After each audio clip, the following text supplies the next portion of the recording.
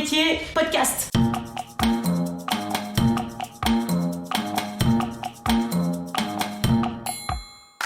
Un beau métier.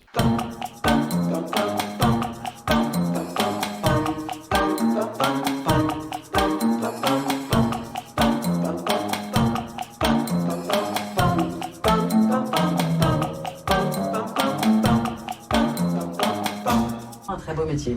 Je te tenais un trait en trop. C'est pas grave. Mais non, cela n'est absolument pas grave. Bonjour, je m'appelle Benoît et vous écoutez Un beau métier, le podcast des artistes et de leur parcours.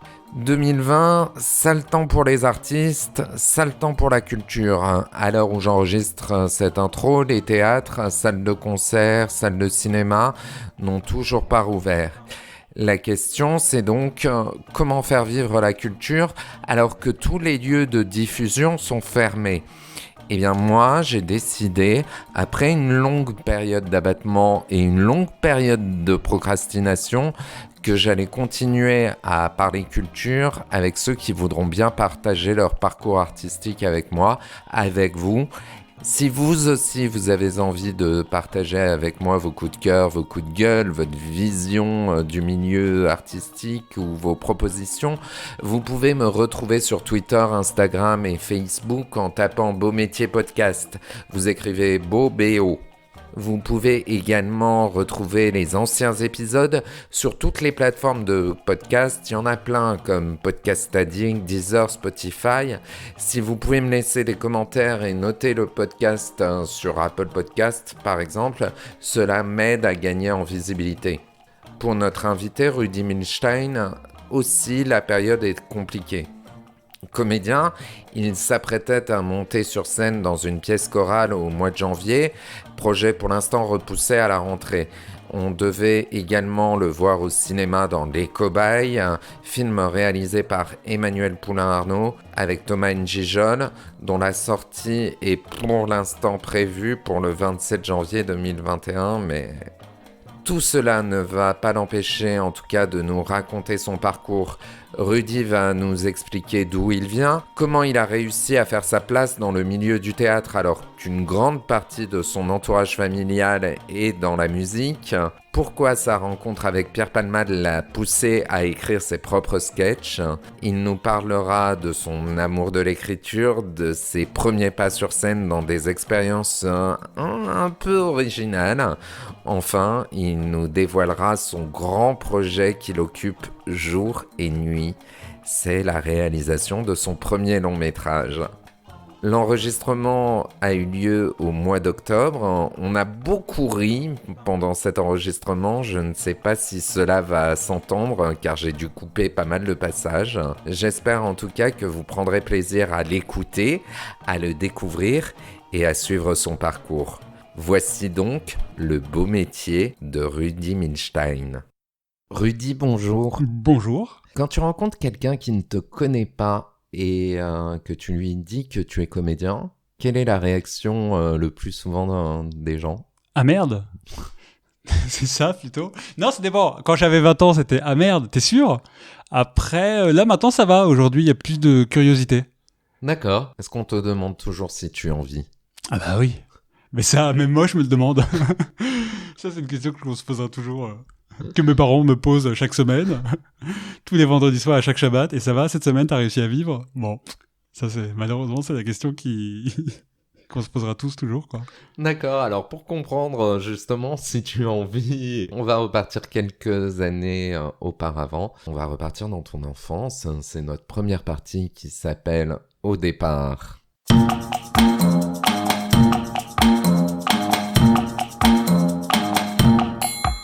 Alors, ce que je voudrais savoir, c'est est-ce qu'il y avait de la culture dans ta famille ? Est-ce qu'on écoutait des disques ? Est-ce qu'on allait au cinéma ? Est-ce qu'on allait au théâtre ?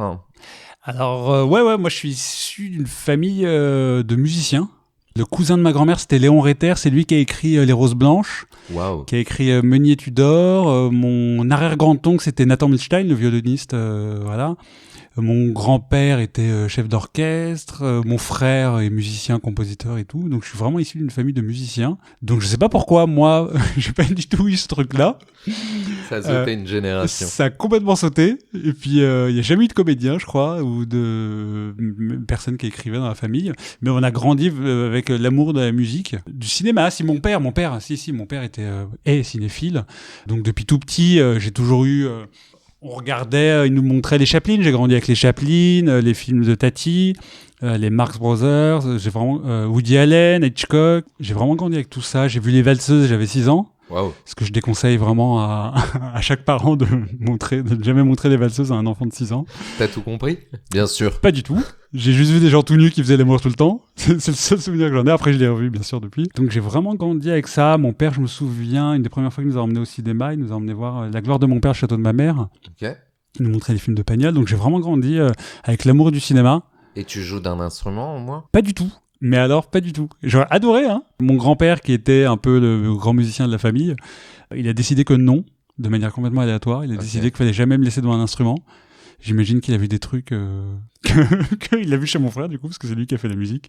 D'accord. Donc non. Tu faisais des activités extrascolaires, toi, quand t'étais enfant? J'ai fait du basket. Ok. J'ai adoré ça, le basket m'aimait moins, je pense, parce que j'étais pas très bon, je crois. Non, si, ça va, j'étais bon, mais j'étais pas très adroit. Et sinon, après, j'ai très vite fait du théâtre. Et c'est là où... Dès l'âge de 13 ans? Ouais, c'est ça. J'ai la chance d'intégrer une compagnie semi-amateur où en fait on répétait toute l'année, on préparait des pièces de Feydeau, La Biche, Courteline et qu'on allait jouer. Je dis semi-amateur parce qu'il y avait des âges très différents et puis on était payés. Et c'était génial, j'ai des super souvenirs. Quelles étaient tes idoles, tes références à cette époque-là, que ce soit dans la musique, dans le théâtre, au cinéma? Bah, c'était surtout cinéma, c'était Rox et Rookie. J'ai très vite compris que les personnages de dessins animés n'étaient pas des vrais gens, mais pendant très longtemps j'ai voulu sympathiser avec les personnages de dessins animés, faire un ami avec eux. Quand j'étais petit aussi, j'avais une fascination pour Elephant Man, je voulais que ce soit mon ami. Qu'est-ce qu'il y avait? Non, après en artiste, il y avait du coup Marcel Pagnol, Chaplin, The Kid, c'était vraiment des figures quand j'étais petit très importantes. En grandissant, il y a eu, j'ai aimé, après quand j'étais plus ado, l'écriture de Bakri et Jaoui, les films de Woody Allen. Ça a été des références pendant très très longtemps. Ouais. Bah, c'est toujours des références d'ailleurs. Les Simpsons aussi. C'est vrai? Les Simpsons, j'ai regardé les Simpsons depuis que je suis tout petit et je trouve ça toujours aussi génialement écrit. Ok. Quel métier tu voulais faire plus tard? Quand j'étais petit? Ouais. Quand j'étais petit, je voulais être réalisateur. Je disais que je voulais être réalisateur parce que j'aurais préféré être comédien, mais j'avais la flemme d'apprendre les textes. Je me souviens que je disais ça. Il y a des vidéos, j'ai retrouvé des vidéos de moi quand j'avais 5-6 ans et je disais ça. J'ai toujours voulu raconter des histoires, j'ai toujours écrit, je me souviens que j'écrivais toujours des nouvelles sur mes cahiers d'école et tout ça. Ok. Donc j'ai toujours été attiré par ça, et puis après, je sais pas, comme de manière inconsciente, je me suis dit que c'était pas des vrais métiers, parce que je voyais mes parents qui faisaient des vrais métiers, du coup, qui me disaient non, être acteur, être réalisateur, c'est pas un vrai métier. D'accord. Je sais que quand j'étais petit, je voulais être paléontologue, j'avais une fascination pour ça. Et bien évidemment, quand Jurassic Park est sorti, alors c'est la rencontre de deux passions, les dinosaures et le cinéma. Ouais. Et après, très vite, je me suis dit, oh non, ça me fait chier un peu. Les dinosaures, je veux dire, à quoi ça sert? Parce qu'ils sont tous morts depuis longtemps, donc je voyais pas. Au bout d'un moment, j'ai perdu l'intérêt de ça, ouais. Ok. Donc tu commences le théâtre à 13 ans avec cette troupe semi-amateur. Est-ce que tu te souviens la première fois où tu es monté sur scène? Et oui, complètement. Alors la troupe, ça s'appelait l'Académie des Beaux-Arts de l'Est parisien. C'était Jean-Luc et Monique Lermusio qui continuent de faire ça avec des jeunes enfants à transmettre leur passion du théâtre. Et la première fois je suis monté sur scène, on a été allé jouer dans un centre de 3e âge à Gagny, dans le 93. Et je me souviens qu'on avait fait Le médecin malgré lui. Okay. Et donc, on faisait des moments, on faisait des morceaux. Donc, je commence et je fais la première réplique du médecin malgré lui. Et je dis ma première phrase. Et il y a une dame très âgée du premier rang qui dit « Oh là là, c'est nul !» Voilà. Et ça, c'était ma première fois sur scène. Et t'as pas été dégoûté du théâtre après ça? En fait, j'ai été pris d'un fou rire. J'ai trouvé ça vraiment très très drôle. Et non, ça m'a pas dégoûté. Je pense que si ça m'arrivait aujourd'hui, j'aurais plus d'angoisse. Mais quand on a 13 ans, en fait, on trouve tellement ça génial de toute façon d'être sur scène que ça fait partie des trucs marrants, quoi. Et le projet, c'était de faire du théâtre de sa vie ou encore il y avait l'interdiction parentale J'étais toujours persuadé que je ferais ça.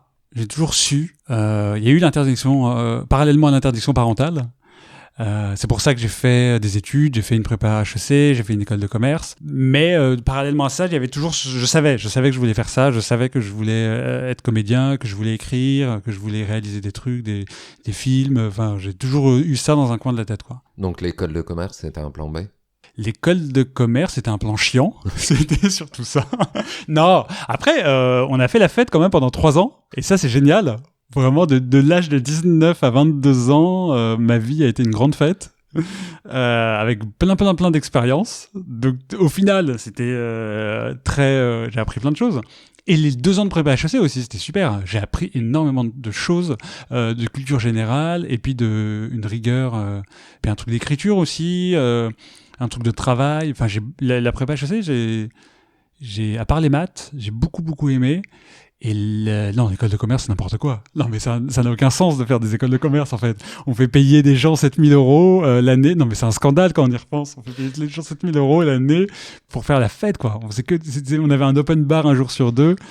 Après, c'était au début des années 2000, donc je pense que ça a changé un peu depuis, peut-être. Je sais pas, j'espère. C'est un scandale. Non, mais c'est très drôle, hein. J'ai gardé de très bons souvenirs. J'ai encore plein de potes de l'école de commerce. D'accord, donc appel à tous les étudiants qui veulent entrer en école de commerce. Bah non, bah fuyez les mecs. Non, pas du tout. Après, je dis ça parce que moi je voulais pas faire ça, donc forcément je dis ça. Mais tous mes potes qui ont continué là-dedans, ils sont très heureux d'avoir fait une école de commerce, j'imagine. On va passer à la deuxième partie, mais dans ce podcast, entre chaque partie, il y a une épreuve qui s'appelle la machine infernale. Alors la machine infernale, c'est pas celle de Cocteau, c'est une machine qui tire au sort des questions auxquelles tu dois te soumettre et auxquelles tu dois répondre. Nous avions une machine infernale, dernier cri, un moyen technique faramineux, mais la machine infernale n'a pas résisté au passage de la 2e saison. Donc on a pris une machine infernale fait maison. Mais c'est génial, c'est vachement plus intéressant c'est mieux les petits papiers. C'est vrai ? Oui, je préfère. Alors, un jour, quelqu'un m'a dit... Une parole dont tu te rappelles, que ça soit de quelqu'un du métier ou un spectateur ou un prof. Une fois, une des premières fois que j'ai joué sur scène, c'était Mes meilleurs ennuis, une pièce de Guillaume Mélanie. Et à un moment, il y avait un monologue où je disais « Ah, j'en ai marre de ça, j'en ai marre de ça, j'en ai marre de ça ». Et je fais tout mon monologue et je finis. Et à la fin, il y a la spectatrice du premier rang qui dit « Oh, on s'en fout ». Sympa. Ouais, ça m'a beaucoup fait rire. Après, on m'a dit des trucs plus sympas que ça quand même. Mais j'ai tendance à me souvenir que du pire. Parce que je trouve que c'est les plus drôles. Je trouve que les trucs, les pires expériences sont au final les plus drôles. C'est peut-être mon côté ashkénaze.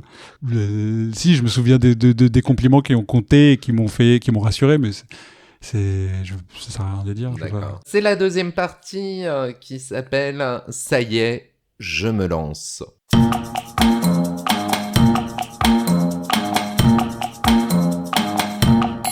Donc tu fais une prépa HEC et tu fais une école de commerce. Ouais. Et après l'école de commerce, on fait quoi ? Et en fait, j'ai fait en même temps que l'école de commerce, j'ai fait les cours Florent.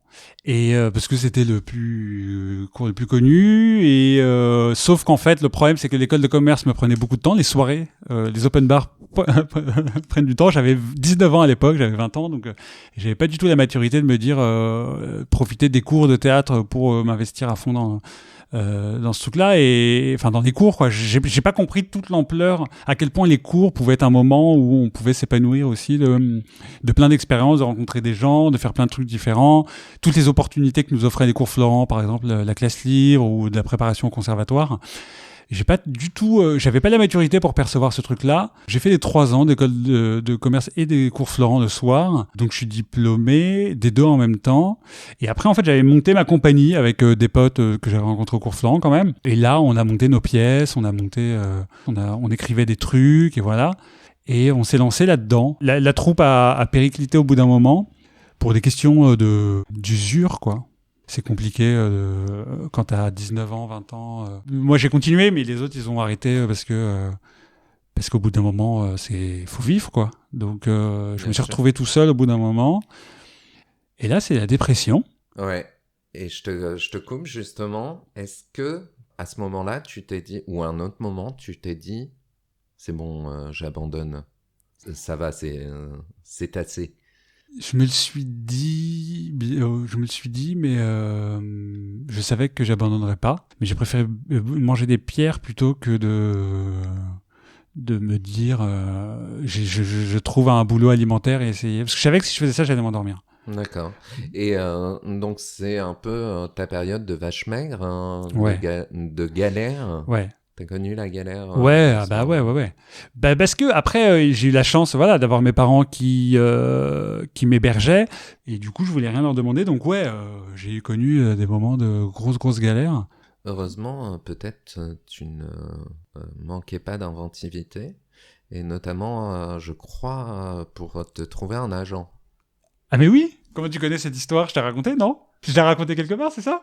Ah mais j'étais un bâtard. Enfin, vraiment, j'étais un crevard, quoi.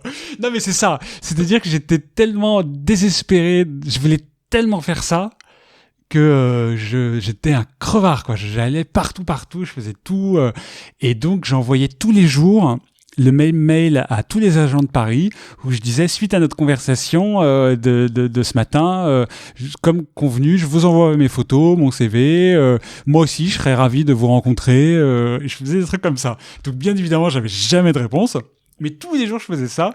Et un jour, il y en a un qui en a eu marre, qui m'a appelé, qui fait, s'il vous plaît, est-ce que vous pouvez arrêter vos spams? En fait, c'est insupportable, on ne s'est jamais parlé, personne n'y croit à votre truc, c'est ridicule votre manière de faire. Et on parle, et c'était Stéphane Lefebvre, un mec génial, très humain, et donc au bout d'une demi-heure, le mec me dit, bon, franchement, je peux rien faire pour toi, mais viens, si tu veux, viens jouer un truc, viens montrer ce que tu sais faire et tout ça. Et donc je vais dans son agence, je joue un truc, il est content, il fait, bon, vas-y, allez, je te prends.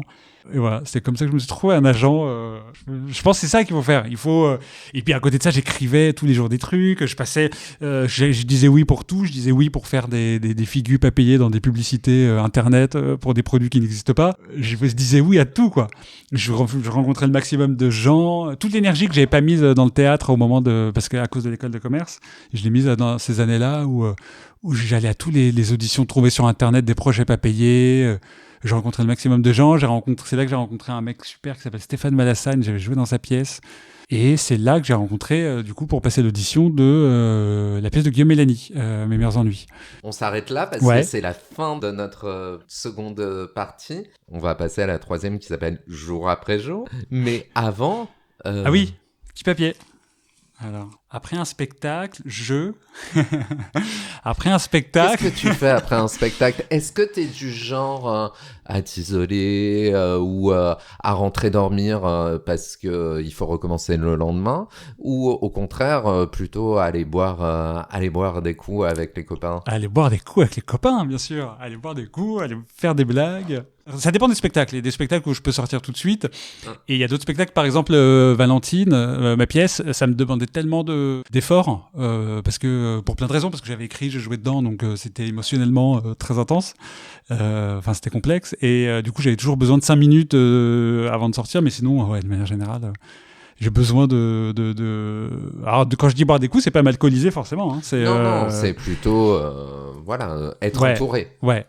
Et être entouré, ouais. Après, ça dépend. Les soirs compliqués. Ouais, non, toujours. Même les soirs compliqués, les soirs où ça s'est pas bien passé, c'est toujours plus sympa. C'est pour ça que j'ai jamais voulu faire de seul en scène, parce que se retrouver tout seul après une représentation, je trouve ça vraiment trop déprimant, quoi. J'ai vraiment énormément d'admiration pour ceux qui font des scènes en scène pour ça, quoi. Ok, très bien, on passe donc à la troisième partie qui s'appelle Jour après jour.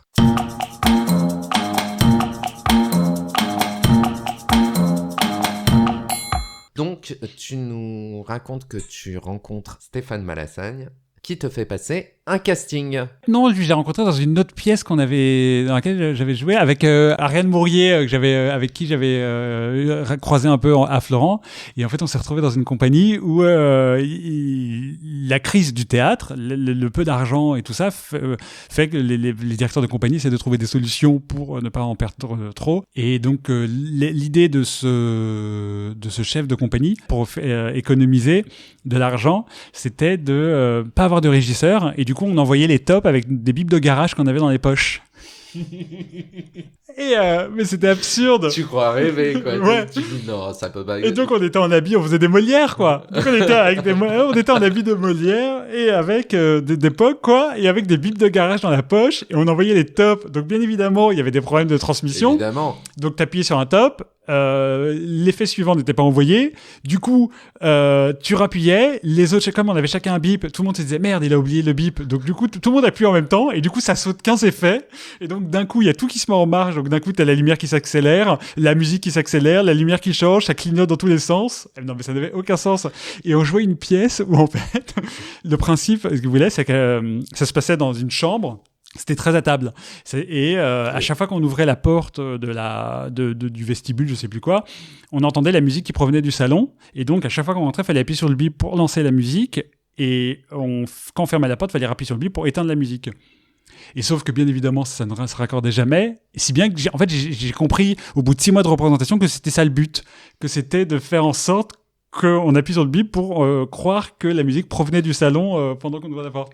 J'ai mis 6 mois à chaque fois, je me disais, c'est bizarre, je sais pas pourquoi ils lancent chaque scène avec une musique. Mais ça n'était absurde. Et donc, j'ai beaucoup rigolé avec Ariane Mourier à cette époque-là. C'était vraiment très drôle, très cool. Et là, j'ai rencontré un mec qui s'appelle Stéphane Malassagne, avec qui m'a proposé on s'est très bien entendu, et qui avait écrit une pièce qui s'appelle J'habite près de chez moi. Et il m'a proposé de jouer dedans. C'était avec André, je me souviens plus de son nom, tout le monde le connaît sous le nom de Passepartout. D'accord. De Fort Boyard. Et entre autres, et donc on a joué cette pièce qui était très drôle, complètement barré. D'accord. Après, le casting de Mes meilleurs ennuis. Je balance toujours sur Internet, j'envoie mes candidatures partout, je regarde sur les sites, je cherche les trucs, les annonces. Et là, je vois l'annonce pour Mes meilleurs ennuis, j'envoie la candidature, et puis j'y suis allé. Le jour de l'audition, je rencontre un mec qui s'appelle Arthur Fenwick, Oui. et qui devient un super ami, et avec qui on a joué du coup Mes meilleurs ennuis plusieurs mois. Oui.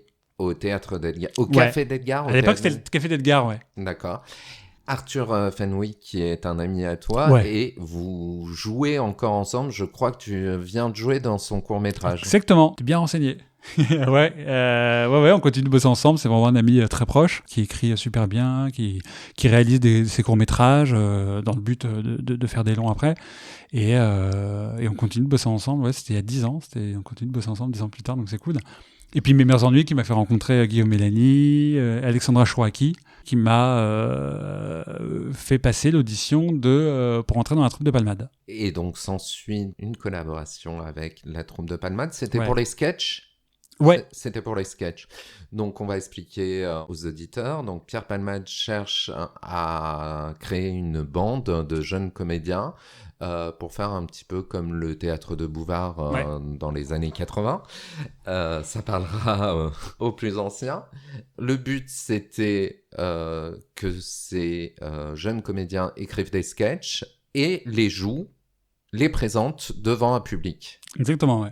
À la base, je crois que c'était même pas, il y avait même pas d'objectif de passer en public. Je crois que le point de départ, c'était vraiment juste d'écrire des trucs, des sketchs, de lui présenter, et lui nous faisait ses retours sur l'écriture, sur le jeu. Et au départ, c'était vraiment un kibbutz, quoi. D'accord. C'était vraiment, il n'y avait pas de but du tout autre que ça. Et c'est lui qui a dit, il y a une telle productivité et puis qualité, qu'il s'est dit, ça serait cool de le monter à des gens, quoi. Et c'était génial, j'ai adoré. Moi, ça a changé, cette rencontre a changé complètement tout. C'était génial, c'était hyper d'un coup de se retrouver avec. On était une vingtaine, trentaine de comédiens, auteurs. On écrivait, on se présentait nos trucs, c'était hyper galvanisant, c'était hyper excitant. on écrivait, chacun se commentait, parfois ça marchait, parfois on se plantait. J'ai adoré, c'était génial. Cette rencontre a été formidable. Vous produisez au Point Virgule et au Théâtre de la Gaîté Montparnasse. Ouais, d'abord, ouais, c'est ça, à l'hôtel de la Gaîté, au Grand Point Virgule. Au Grand Point Virgule à Montparnasse, Ouais. toujours.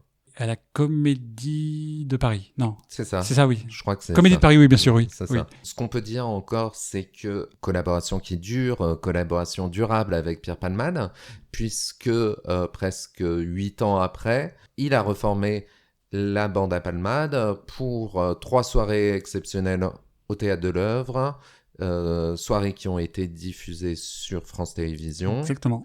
avec Muriel Robin, Isabelle Nanty et François Berléand. Tout à fait. C'est un peu une famille. D'ailleurs, est-ce que tu pourrais dire que dans ce métier, tout est une histoire de réseau ou de famille? C'est tellement, on est tellement amené à avoir des moments de solitude, de doute, tout ça, que c'est quand même plutôt réconfortant d'avoir des groupes, des amis, des groupes de famille, quoi.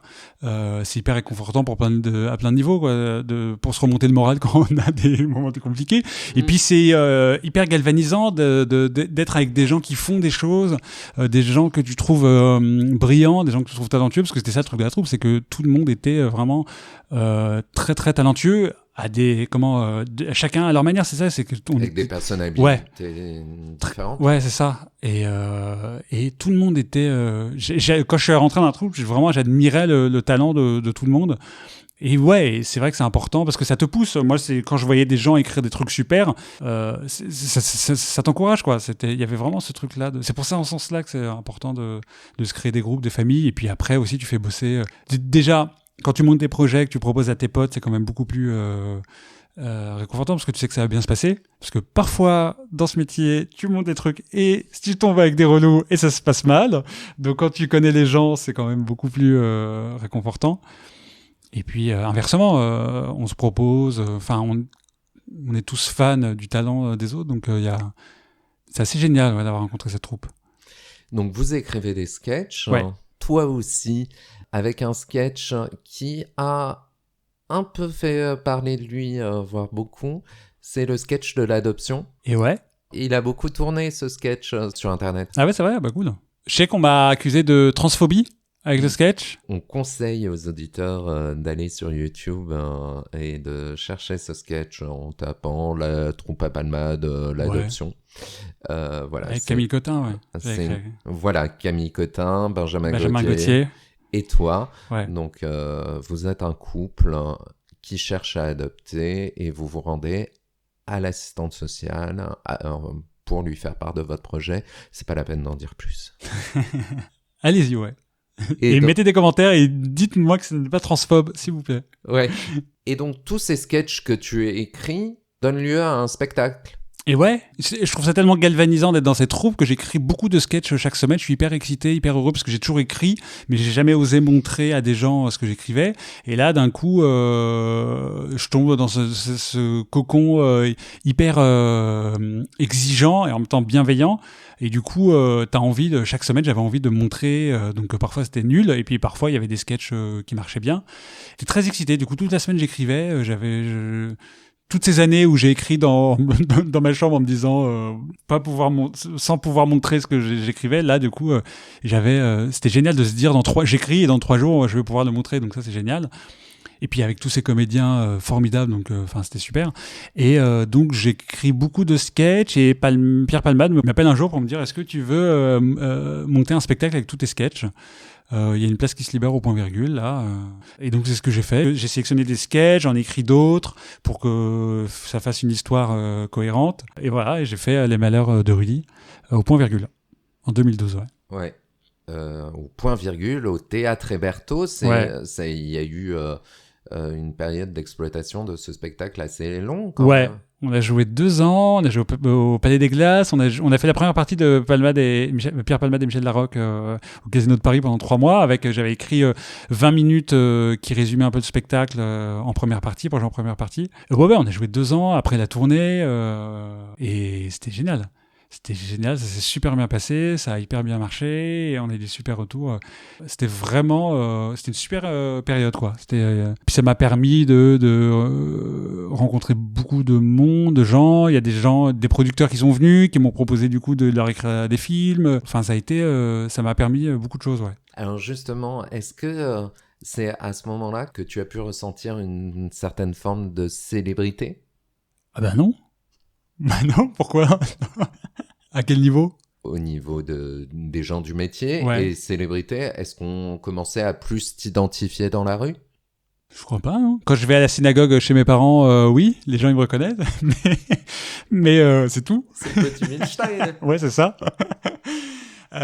Si. Après, oui, il y a beaucoup de gens du métier qui étaient venus voir la troupe, qui étaient venus voir du coup Les Malheurs de Rudy et très bizarre de dire son nom toujours, ce titre, c'est vraiment très narcissique. Et oui, si, ça m'a permis de rencontrer beaucoup de gens du métier. Et puis après, si ça arrive d'avoir à la sortie du théâtre, quoi, des autographes, mais ça va, je suis plutôt tranquille. Point de vue célébrité, ouais. Les spectacles s'enchaînent avec la troupe Alpalmade. On peut citer Femmes libérées, Ouais. Les flics, Ouais. même une comédie musicale, Cousin comme cochon. Eh oui, ah oui. Ah ouais. Bah, que des styles hyper différents. Femme libérée de Noémie Delattre. Les flics, on avait coécrit avec Johan Dionnet et Marie Lanchasse. Une pièce complètement débile.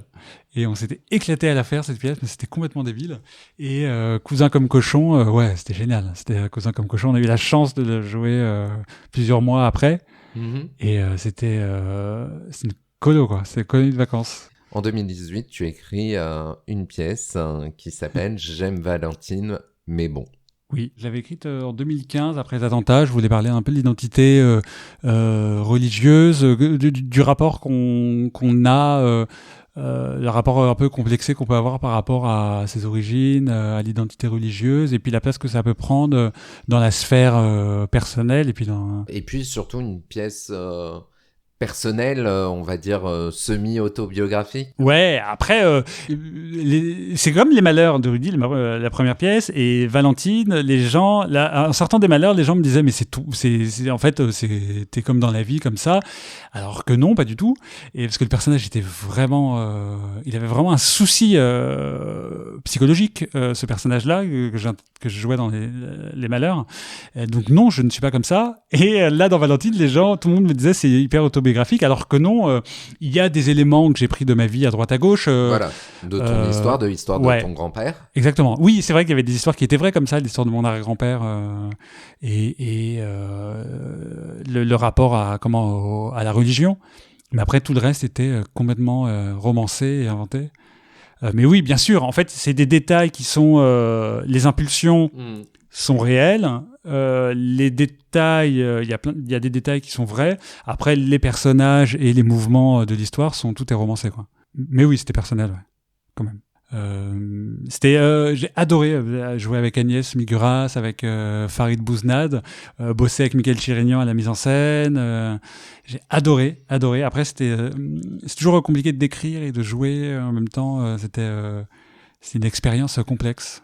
Alors justement, tu es comédien, mais tu es auteur aussi, puisque tu as commencé à écrire, tu nous l'as dit très tôt, pour toi, et ensuite des sketchs. Comment on sait qu'on est auteur? Comment on sait qu'on a cette capacité à... Je sais pas. Je le sais toujours pas. Le déclic, ça a été quand même Pierre Palmade, quand j'ai montré pour la première fois les choses que j'écrivais, les sketchs que j'ai écrits, et de la part de Pierre Palmade et de la part des gens de la troupe, qui étaient assez positifs. Pierre Palmade m'a vraiment encouragé à écrire, il m'a fait beaucoup de compliments sur l'écriture, et c'est ça qui m'a donné confiance dans l'écriture. C'est ça où je me suis dit, bon, un mec qui écrit aussi bien te dit ça, c'est quand même, c'est cool. Donc ça a été ça. Après, j'ai du mal à m'exprimer, à dire des choses intelligentes tout le temps dans la vie. Donc j'ai besoin de les écrire. J'ai besoin d'écrire pour dire tout ce que j'ai dans la tête et que je n'arrive pas à dire dans la vraie vie. Donc l'écriture, ouais, j'avais besoin de l'écriture pour ça, ouais. D'accord. Et on va parler maintenant de cinéma, puisque après J'aime Valentine mais bon, tu as réalisé ton premier court-métrage. Oui. Qui s'appelle Mon combat. Oui. L'histoire d'une femme qui apprend que dans une vie antérieure, elle a été Adolf Hitler. Et ouais, c'est un film complètement personnel. Non, c'est pas vrai. C'est Joséphine Demeaux qui joue le rôle, qui est formidable. Ouais. Suite au malheur et suite à J'aime Valentine, mais bon, on m'a proposé de faire des films. Des producteurs sont venus me voir pour me proposer d'écrire des films. Je voulais réaliser un court-métrage pour savoir déjà si j'y arrivais, si ça m'intéressait, parce que je savais pas, j'avais jamais fait. Donc j'ai testé et en fait ça s'est super bien passé, je me suis éclaté. Ouais. Mais t'avais des notions techniques, des notions de direction sur un plateau? Non. Ben non, mais il y a le chef-op pour ça sur le plateau. Non, mais après j'ai des envies, c'est-à-dire que t'as une envie esthétique, t'as une envie de comment tu veux raconter l'histoire, donc tu communiques avec ton chef-op ce que tu veux, et après c'est avec lui qui a les compétences techniques pour traduire tes envies de manière technique vis-à-vis de la caméra. Au final, quand t'es réalisateur, t'as pas toujours besoin de connaître tout. C'est mieux, mais du coup j'apprends la technique là-dessus.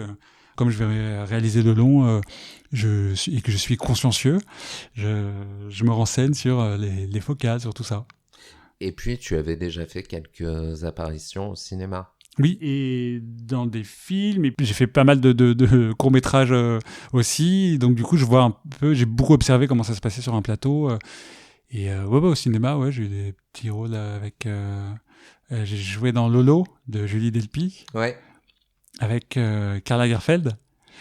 Je suis rentré dans la loge de Karl Lagerfeld et en fait, non, je rentre dans une tente qui était sur le quai du métro.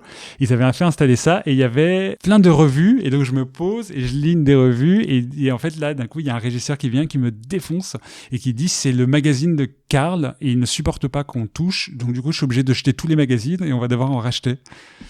Et je fais ah merde, ah, ok. Donc vraiment et non mais en fait c'est marrant parce que tout le monde autour non mais ce qui était très étonnant c'est que tout le monde autour se comporte comme s'il y avait Dieu qui arrivait vraiment qui arrivait sur le plateau et sauf que lui quand il arrive il est hyper sympa, il te parle, il était vraiment très humain, très sophistiqué mais hyper simple et gentil et humain et bienveillant et tout ça. Mais c'est juste tout le monde autour qui te dit attention, tu parles avec Dieu là, donc t'as lu le magazine de Dieu, donc t'es relou quoi. Donc, voilà. Et donc j'ai joué avec Karl Lagerfeld, c'était une super expérience avec Julie Delpy qui est très très drôle, que j'adore. Julie Delpy, ça fait partie de mes références en écriture, en cinéma, donc jouer avec elle, c'était vraiment très cool. Avec Danny Boone, Vincent Lacoste et tout, c'était super expérience. Ok, très bien. J'ai une mauvaise nouvelle, c'est la dernière fois que tu vas tirer au sort une question. Mais du coup, il y en a trop là, c'est hyper frustrant. Je ne sais pas lequel choisir, c'est comme au tarot. J'ai l'impression que si ma vie va changer si je ne prends pas le bon petit papier. Dans mon métier, ce qui me fait le plus peur, c'est... Dans mon métier, ce qui me fait le plus peur... Il y a tellement de choses, c'est dur de choisir, je ne peux pas choisir une chose. L'échec, ça fait peur. C'est-à-dire que pour monter des projets, il faut qu'il y ait des gens qui croient au projet, qui mettent de l'argent, pour des raisons artistiques et aussi pour des raisons commerciales. Et que si ça ne rencontre pas le succès auprès du public, ces gens-là perdent de l'argent. Et du coup, ils hésitent après à te reproposer derrière de remonter ton projet. Donc, c'est juste cette peur-là de se dire j'espère que je vais pouvoir continuer de monter mes projets. Et demain, qu'est-ce qui va se passer? Alors, ton premier long métrage, qui s'appelle Je ne suis pas un héros. Alors, la question que tout le monde se pose et qui me brûle les lèvres, est-ce que tu vas reprendre... L'avoine bien sûr. Bien évidemment que oui. Oui, non, mais il y a un clin d'œil, parce que c'était surtout le titre, moi, qui résonne par rapport au personnage principal, à la problématique du personnage principal. Donc, bien évidemment, tu peux pas utiliser un tel titre sans faire appel à la figure qu'est cette chanson, que tout le monde connaît. Donc oui, il y a un clin d'œil forcément à cette chanson, ouais. Est-ce que tu peux nous en dire un petit peu plus sur le pitch? Ouais, c'est une comédie sur le mal-être et le cancer. Voilà. Sympa. L'histoire, c'est un mec un peu transparent qui est gentil, mais bon, voilà, dont tout le monde se fout un peu, qui avance pas beaucoup professionnellement parlant et tout ça, mais un mec sympa, bien et tout ça, mais qui a plein de qualités, mais qui sait pas assez se mettre en avant pour avancer dans sa vie. Et donc un jour, on va lui diagnostiquer un cancer et on va un peu faire attention à lui. On va le mettre un peu plus au centre des choses et tout ça. Et donc c'est pas vrai, il est pas malade. Et voilà, c'est comment cette nouvelle va bouleverser sa vie. Tu vas jouer dedans? Oui. C'est toi le personnage Non, principal? on a bien avancé dans le casting. Je suis hyper excité, je suis hyper heureux de comment ça avance, des gens du casting qu'on a. Je suis hyper excité par ce projet. Je pense à ça jour et nuit. Je ne dors plus. J'ai hâte de tourner. J'ai hâte que ça se fasse. Tournage en 2021? J'espère. Tu reviens nous en parler Avec plaisir. à la sortie. Dernière question. Et dans 10 ans, tu te vois où? Dans 10 ans, j'espère que j'ai encore envie de ça, d'écrire, de monter mes projets, de monter des pièces, de réaliser des films, de continuer, d'avoir cette liberté-là d'écrire et que ça se monte et que les gens aiment bien. Je souhaite en tout cas. Merci. Je te remercie vraiment d'avoir pris le temps de venir parler de ton travail sans avoir d'actualité brûlante ni à vendre. C'est très généreux de ta part. J'ai pris un réel plaisir. Merci Rudy. Merci. Voilà, j'espère vraiment que les projets de Rudy ne seront pas trop impactés par la pandémie, même si je sais que tout tourne au ralenti en ce moment dans le milieu artistique. C'est vraiment difficile pour tout le monde. Aussi, je pense à vous, artistes, producteurs, administrateurs, attachés de presse, artisans du spectacle, qui devaient vivre des moments assez anxiogènes. J'espère que ce podcast pourra vous aider à vous évader de votre quotidien. Ainsi, je peux souhaiter à tous que cette année 2021 ne ressemble en rien à celle qu'on vient de passer. Je souhaite avant tout que vous puissiez être auprès des êtres qui vous sont chers, votre famille, vos amis, et je vous souhaite également d'être en bonne santé. Enfin, je souhaite que tous vos projets qui vous tiennent à cœur se concrétisent en 2021. Si vous aussi, vous voulez me présenter vos vœux, je les accepterai bien volontiers. Vous pourrez me les envoyer via Facebook, Twitter ou Instagram. N'hésitez pas à vous abonner et à partager le podcast afin d'être notifié quand un nouvel épisode arrive. Vous pouvez également vous abonner sur votre plateforme de podcast favorite. Je les ai cités tout à l'heure, il y en a beaucoup. Encore une fois, une très bonne année à tous. À très vite pour de nouveaux épisodes avec de nouveaux invités. Au revoir.